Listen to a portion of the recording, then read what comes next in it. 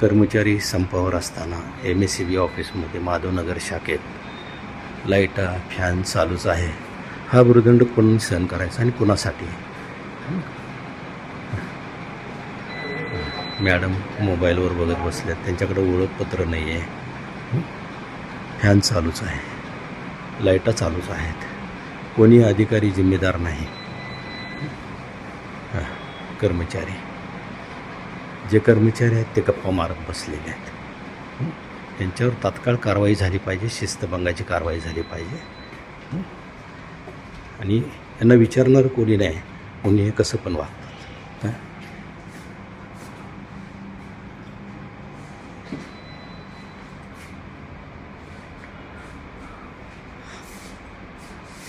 अधिकाऱ्यांच्या दारांना कडे आहेत, पण लाईट आणि फॅन चालू आहेत.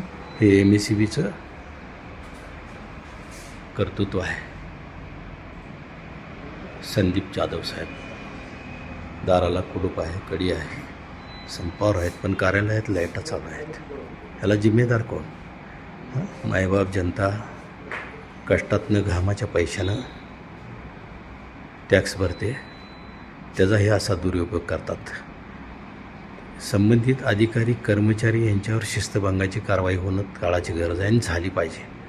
अन्यथा तीव्र आंदोलन करणार MSCB कार्यालयाच्या समोर.